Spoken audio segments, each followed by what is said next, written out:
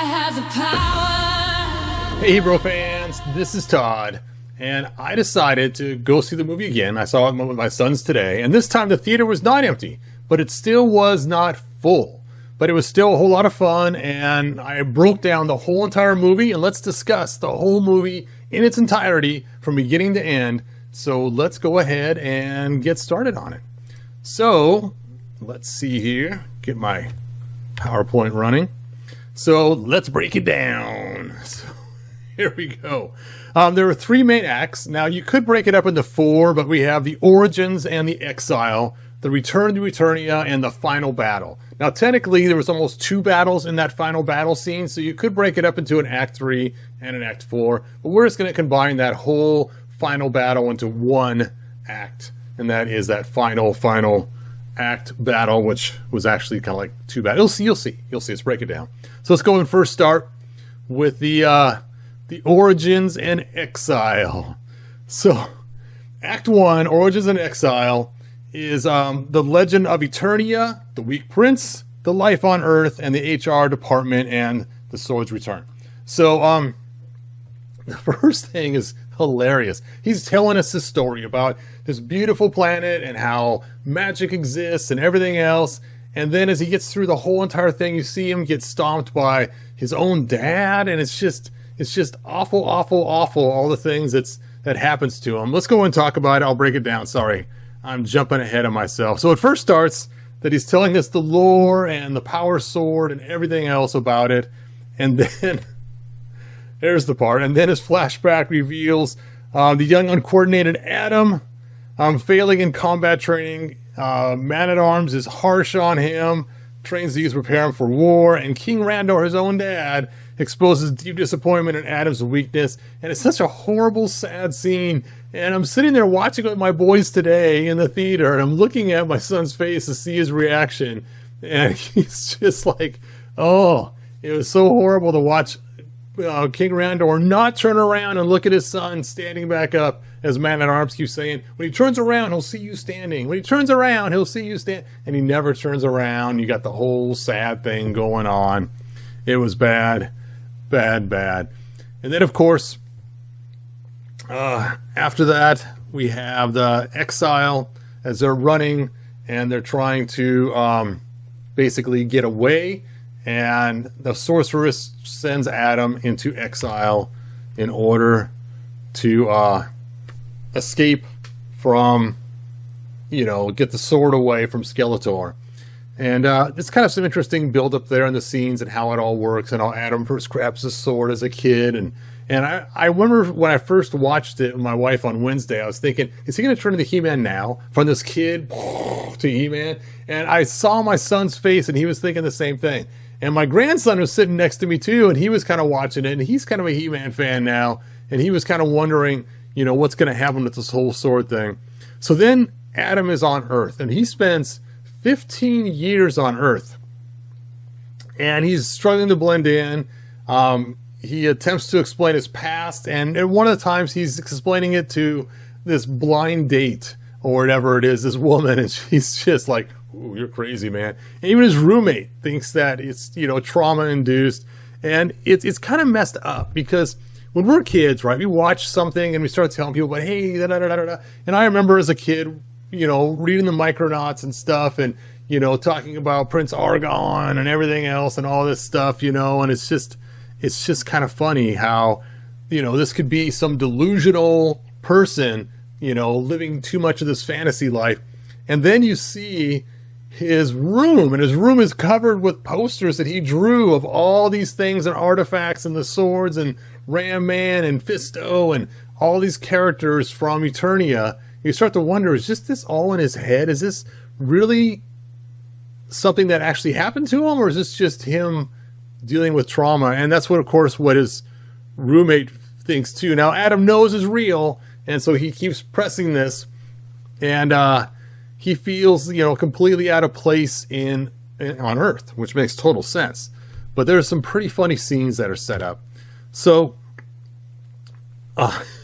his HR department, and you can see his face here. Oh, He's just frustrated with his job. And of course, he works in human resources. Now, if you've ever worked in human resources before, it is hilarious because they have all kinds of stuff on how to, you know, coach people and do things and all these things like that. And he's going through all these types of trainings, you could tell.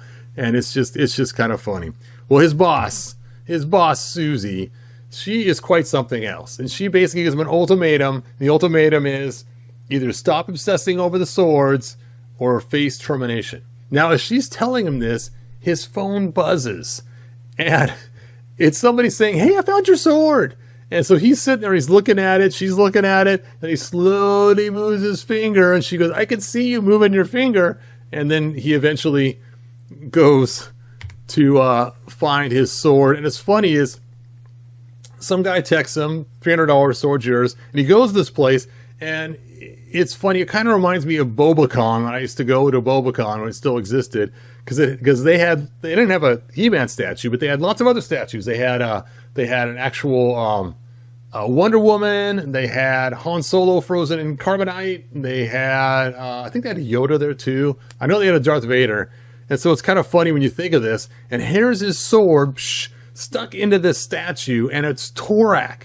And the name of the shop he's in is called the Fright Zone, I believe. And so it's kind of funny because we know the Fright Zone. And so that's the name of the shop he's in. And on top of it, it's Torak, which is the first He-Man drawn for the design of He-Man originally. So it's just all these fun throwbacks as you're watching the movie.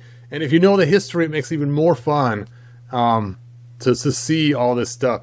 So he gets the sword, and he decides he's going to leave Earth behind, reclaim his destiny. Now, part of this is Teela coming in to save him from Beastman that's stomping trucks and cars. Now, imagine going to your insurance company and saying, so what happened? Well, there was this giant hairy beast, and it was growling. It had things, and it jumped on my car and smashed it. It had armor on, you know, and what? You know, it'd be kind of hard to explain that.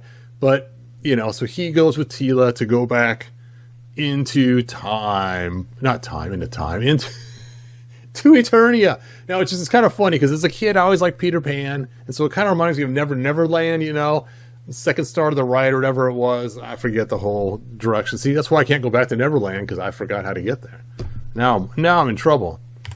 And so then Act 2. Act 2 is the return to Eternia. We're talking about his journey home, Skeletor's reign, reuniting the heroes, conflict resolution gone wrong, and in the forest bonding. So let's go and start with the first one, the journey home and Skeletor's reign. So let's see. So basically, Teela folds space in the ship, and she flies back to Eternia. And it's funny too. She says, "This is going to get a little weird." And it's like, hasn't it already been kind of weird? And then the computer replies back, "It's going to get weird." And you'll see the computer of this ship has all kinds of funny jokes and stuff. Like one time during one of the battles that we have coming up, and that is the ship gets shot, and the computer says there's a hole in the breach. She goes, "Status report," and the computer goes, something just repeats the same thing. There's a hole in the breach. So, oh, okay. It's just funny stuff. So they learn Skeletor's taken over and killed thousands and captured Adam's parents. That's what, actually they don't learn that, but Adam learns that. Skeletor confides in Evil Lyn, kind of interesting in this part, that his power feels hollow and temporary as long as the power sword exists. So him not having the power sword means that nothing. And it kind of reminds me of back when you'd see Skeletor's quotes of things like, if I don't possess all, I possess nothing, you know. And so it's the same kind of rhetoric going on here, that he must possess it all or he doesn't have anything. So that was kind of a fun throwback, the way that they kind of played on that theory from the first movie. So Adam encounters the Eternia warriors, including Ram-Man and Fisto, who highly doubts he's truly Prince Adam. This is a crazy, crazy scene. Adam doesn't know their real names. Being he's only a 10-year-old boy, he just made up names for these guys. So he called Ram-Man because he rams and he's a man. He called Fisto because his big fists and he fists people. And so it's like, oh. And so it's kind of funny. So he pulls out his driver's license to try to convince them he really is. Now, I couldn't get a picture of that spot. Wasn't any trailer. So this is actually not the exact scene but I figured this is close enough. You can see He-Man, or not He-Man, Prince Adam there trying to convince somebody of something. So, and then later on, they get stuck in a cell, and we find out there's this drunk on the floor that ends up being Duncan, Man-at-Arms. And so Adam and Tila try to get him out of his stupor so they can get going because the place is being attacked, and they got to get on the move. All right. So the place is being attacked. Ram-Man hands Adam the sword. Run! Don't let Skeletor get this. And he ends up putting it on his back, and you know, the chase begins, and he's getting shot at and everything else.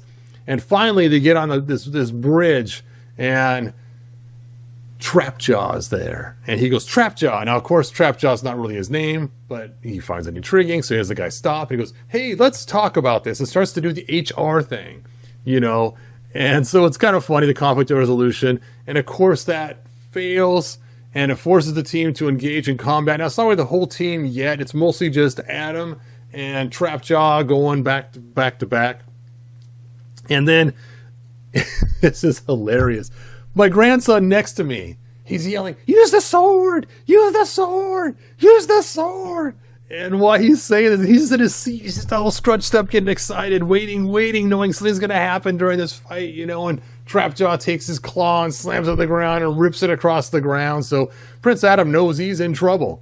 And at this one scene, he's sitting there pushing Trapjaw with all his might, and it's just not going very good. And so then Tila yells, use the sword. I can see my grandson sitting there like, finally. And so he goes to grab his sword. And as he's grabbing his sword, he then has a vision of the sorceress that tells him to say the words. And he doesn't quite know the words. He starts to say them, and then she tells him. And then all of a sudden, there's this cool transformation of him into He-Man. And his body kind of lifts up in the air as he's changing. And the blast is so great. It shoots all the bad guys away, and they all kind of fly back. And I tell you, this scene, the first time I saw it with my wife, nostalgia just ran through my body, and it was just the coolest thing ever. The second time seeing it with my sons and my grandson, it was so cool to see them get some of the nostalgia a little bit, because it was a pretty cool scene. I gotta admit, that's probably one of my favorite scenes of the whole movie, even better than transformation at the end. The first transformation was way cooler than the one we see later on. But anyway, so it was pretty cool. Then, of course, He-Man kicks butt. He rips off Trapjaw's arm. He uses the arm as a gun and shoots the other bad guys. And then he's feeling kind of bad about doing all this killing, because he's never done any killing before. This is all kind of new to him. And then that's when we have the in the forest bonding. Bum, bum, bum. So they fly through the air, and they have all these ships going, and he goes in his little I don't know what you call it, some kind of little air jet ski thing, and does battle there, and eventually they crash land, and now they have some bonding going on, and Duncan and Adam share some moments, and basically Duncan tells them that, look, you're looking at this all backwards. It's not that you're beating up people and killing them, it's that you're defending your family. And so he says, if someone comes after your family, of course you're going to defend your family. So it's not that you're going out being the aggressor, you're actually defending your family. But unfortunately, sometimes it takes aggressive moves to defend people. And so it makes sense. And then he decides he's going to go and he finds out they still support him, which is kind of cool. And it's kind of funny as they're talking, he finds out that Duncan's the same Duncan. He puts him down for his style of fighting and everything else. It's kind of hilarious. So on to the final act. Dun, dun, dun. Act 3. So while they're still in the forest, Skeletor has an ultimatum. He comes up on the sky, and it's basically like the Hunger Games where they have the faces on the thing, but now it's Skeletor instead. Now what's funny is before the scene, the ones that they were all fighting, the sound effects sounded a lot like Star Wars sound effects. So one of my sons next to me who loves Star Wars, this is like Star Wars kind of. I'm like, yeah, it kind of is. And so even though that Man-at-Arms and Tila think it's a really bad idea to go march against Stake Mountain, they decide to join him and help him, and that's when he knows that they're behind him fully. And so then, he's still He-Man. He's not Prince Adam, but he goes by Prince Adam still. He hasn't given the name He-Man yet. And basically, he goes to Snake Mountain, and there's a big fight. They capture Tila and Man-at-Arms first before the fight begins, so He-Man's alone. And he's just kicking butt, taking names, doing an awesome job. And his dad is just proud of his son. And then Evil Lyn freezes him. He breaks free from the freeze. And when he does, he hits the wall behind him. Whoosh! Oh, no, not behind him. It's in front of him. But behind Skeletor and behind his dad, King Randor. And it causes some debris to fall from the top. And the debris, unfortunately, ends up killing King Randor. Now, Prince Adam does have a few minutes with him before he dies. He pulls the rocks off. And while he's in this stupor and upset and sad, Skeletor comes behind him and poof, whacks him in the head and basically knocks out Prince Adam.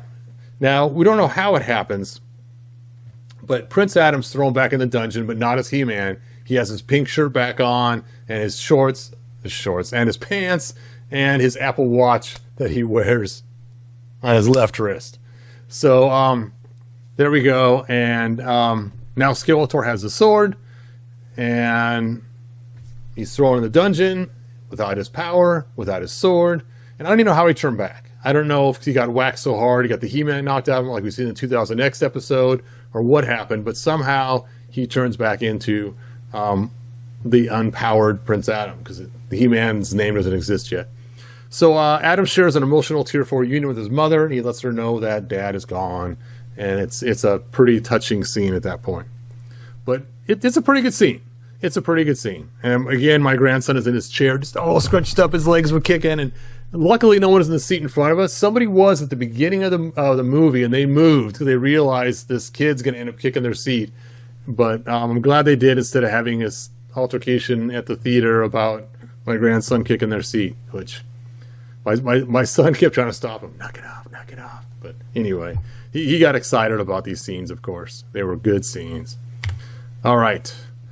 So, Prince Adam decides to stand up because he talks to Man-at-Arms, and they have this heart-to-heart kind of talk of, hey, remember what you used to say to me? And then he tells them to stand up, and so they go, let's stand together, and they stand together. And he decides he's going to have a seminar, like he taught in HR, to talk about team building to escape.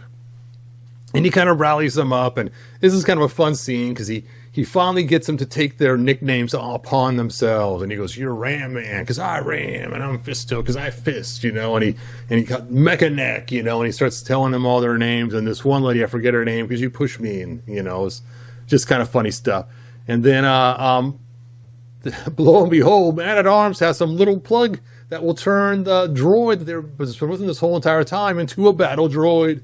And then they all push on the gate. The battle droid starts shooting the guns into the top of the rocks. And bam, the gates come falling down. And they break out.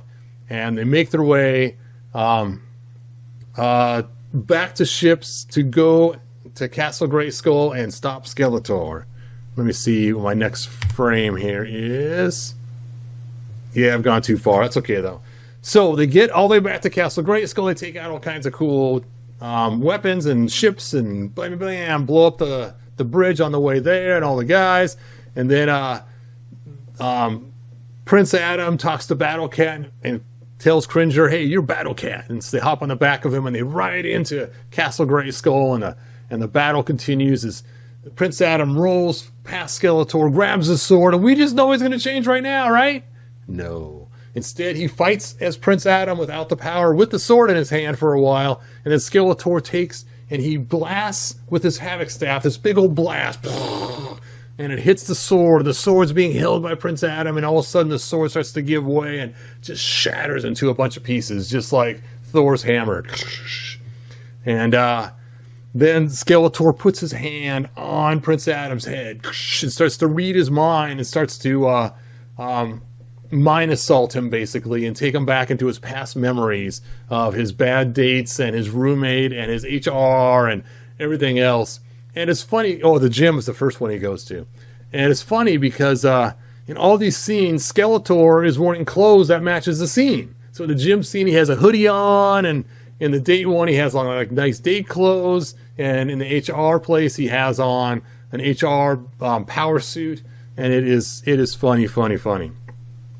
Now, I am going to jump back, and I do apologize for missing this earlier, but when he was on Earth, he went into a gym one time, and while he was in this gym, we see him with the He-Man from the 1987 movie, Dolph Lundgren, and Dolph Lundgren gives him some advice that he uses later on in the movie, and then he also looks at him, puts his hands up like this, and says, "Good journey, kid."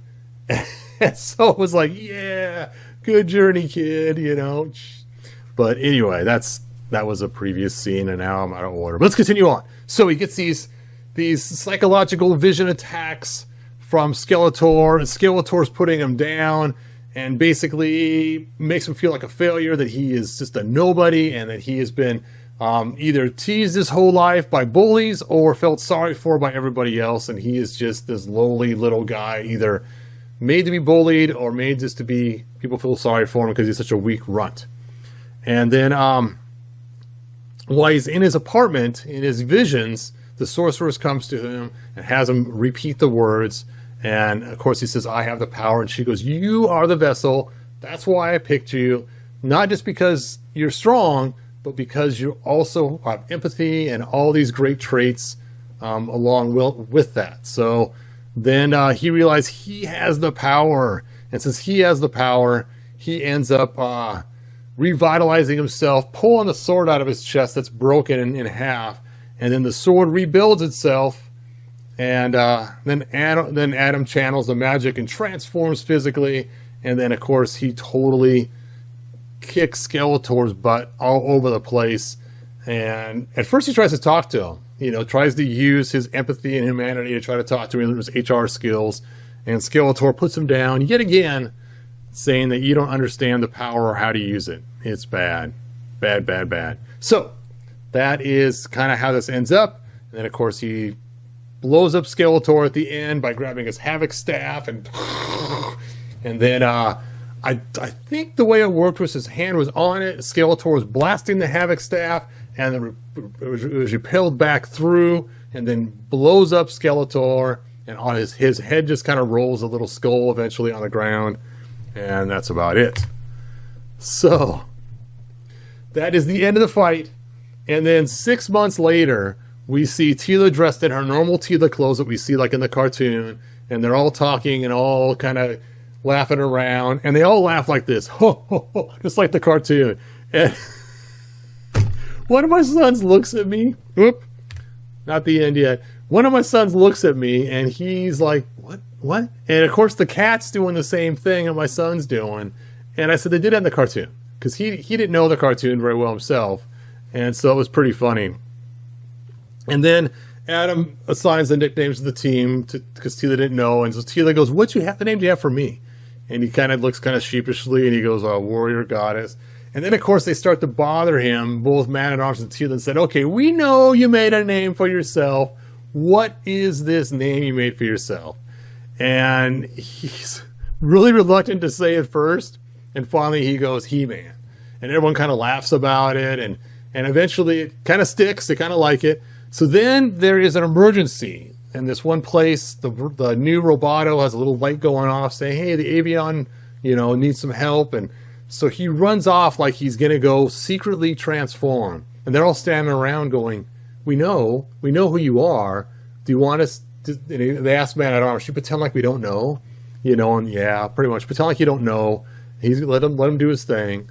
So he runs off and he turns into He-Man. And then you see this final scene right here of He-Man on Battle Cat, and they do the triumphant. Yeah, it's pretty cool. Now there are 3 end scenes you have to watch. Watch those 3 end scenes, and make sure you see them. Now, one thing that's missing in this movie, well, let's just say 2 things missing in this movie, is there's 2 characters I really wanted to see in this movie that were not here. If they had these 2, they'd have my full top 11, and that is Manny Faces and Mer-Man. They were not featured during the movie at all. So having those 2 in there would have had all my top 11 in there completely. So it's been really cool. Especially seeing Manny Faces. I've been really cool to see that. But anyway, maybe the next movie, we'll see. And again, watch those end credit scenes. All right, so if you didn't see my last review of this, I gave it 8.5 to 9. My wife only gave it a 3. I know, a 3, right?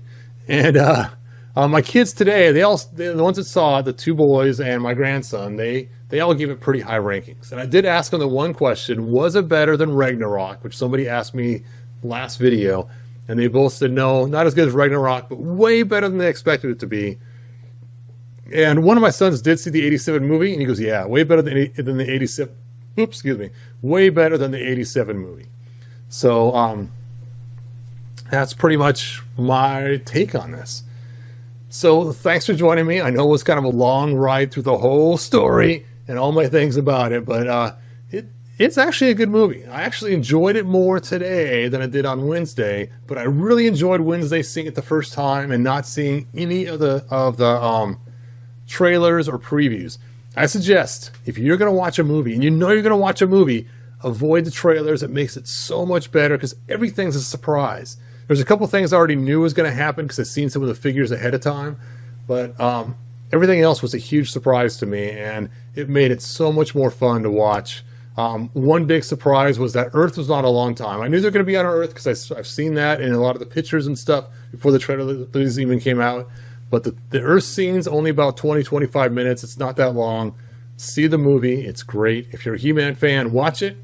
If you're not a He-Man fan, one thing to know is Marlena is from Earth. So do make sure you know that. She's an astronaut from Earth. Without that, the setup doesn't quite work right. And if you're watching this with friends, tell them too that Marlena is an astronaut from Earth before they see it to set them up for the right scenes later on. All right, well, thanks for joining me. And like they say in the 1987 movie and the new movie, good journey, kid. I know. If you found enjoyment, like, subscribe, and ring the bell. Do it.